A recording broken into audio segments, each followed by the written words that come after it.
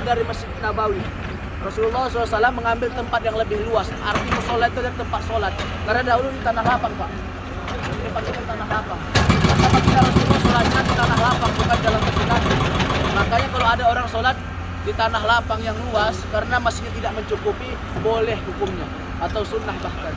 Kenapa begitu dilakukan oleh baginda Rasulullah SAW? Yang nggak boleh itu kita sholat di tempat yang jalurnya orang lain. Misalnya kita sholat di tanah lapang, tapi ada jalannya orang lain gitu.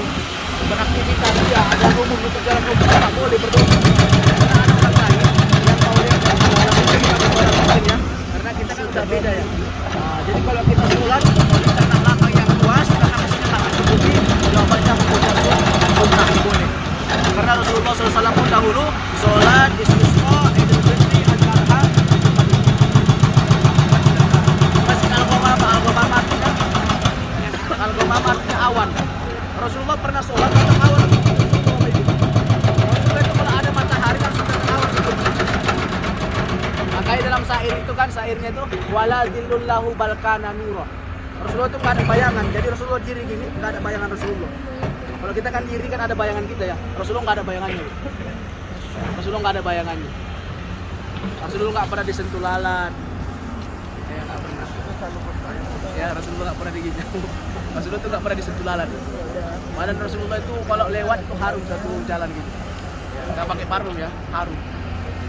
Setelah itu semua tumbuhan yang dilalui Rasulullah itu akan bersalam kepada baginda Rasulullah SAW.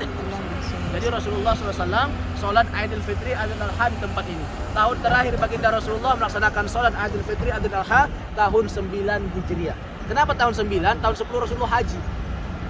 Ya, tahun 10 Rasulullah haji wada. 3 bulan setelah haji wada Rasulullah meninggal. Sebenarnya di haji wada itu Rasulullah ngasih kisi-kisi lah. Udah ngasih tanda-tanda sama sahabat. Ambillah manasik daripada aku, kata Rasulullah. Mungkin tahun depan kita nggak akan berjumpa lagi, kata baginda Rasulullah. Yang ngeh pada saat itu cuma sahabat Abu Bakar. Sahabat Abu Bakar nangis, Bapak Ibu, nangis. Nah, kalau udah selesai risalah yang dibawa Rasulullah, tidak lama lagi Rasulullah akan meninggalkan kita. Dan memang betul, ayat terakhir turun tuh di Arafah. Kita nggak ke Arafah, salah nih sih. Kita nggak ke Arafah. Tapi mudah-mudahan nanti tahun depan ibu datang lagi ya. Amin ya Allah. Insyaallah Amin, taala. amin. Di Arafah lah ayat terakhir turun surah Al-Maidah ayat 3. Ya, di sana turunlah ayat terakhir tuh menerangkan bahwasanya telah sempurna semua agama Islam ini dan telah Allah sempurnakan nikmat-nikmatnya. Ya, al-yauma akmaltu lakum dinakum wa atmamtu alaikum ni'mati wa raditu lakumul Islam madinah. Setelah itu sahabat Abu Bakar nangis. Wah, kalau udah selesai risalah di bawah Rasulullah berarti Rasulullah akan meninggalkan kita. Sahabat yang lain nggak tahu nih. Maka pada saat itu Rasulullah SAW di kota Madinah dekat dengan wafatnya baginda Rasulullah. Rasulullah bilang sahabat-sahabat, siapa yang pernah aku sakiti, sekarang silahkan balas. Maka pada saat itu si Sa'ad namanya. Sa'ad dia pernah dilurusin sama Rasulullah mau buat lurusan barisan ketika mau perang. Dia belok dari lurusan, dari barisan, diambil Rasulullah kayu. Lurus, ista'id ya Sa'ad. Lurus ya Sa'ad. Setelah itu dia minta balasan sama Rasulullah. Makanya pada saat itu sahabat Umar bin Khattab marah kan.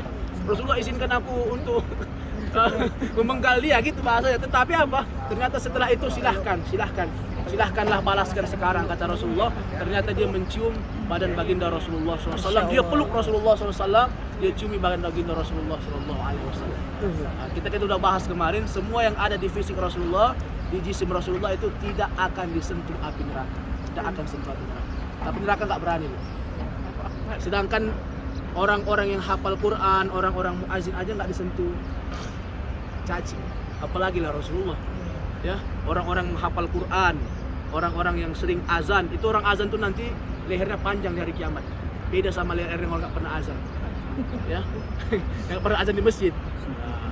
Jadi itu ada tanda-tandanya, orang-orang yang tidak akan dimakan oleh api neraka.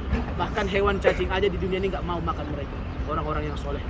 Nah, disinilah sholat baginda Rasulullah SAW, namanya Masjid Al-Musalla atau Masjid Al-Ghamamah. Tapi kalau kita bilang, Ustaz, Al-Ghamamah artinya kan awan. Apakah Rasulullah waktu di sini aja dinaungi awan? Selama Rasulullah hidup, mulai dari kecil berdagang, baginda Rasul selalu ada awan yang mengikuti Rasulullah SAW. Jadi nggak selalu awan yang mengikuti Rasulullah nih. Bahkan Rasulullah waktu kecil sampai Rasulullah remaja, sampai berdagang, sampai menikah, selalu ada awan yang mengikuti baginda Rasulullah SAW. Maka tepatnya namanya adalah Masjid Al-Musalla. Dibangun oleh Khilafah Umar bin Abdul Aziz. Umar bin Abdul Aziz adalah khalifah yang sangat taat, bahkan yang sangat takut kepada Allah Subhanahu wa taala, disebut dengan khalifah kelima coba. Saking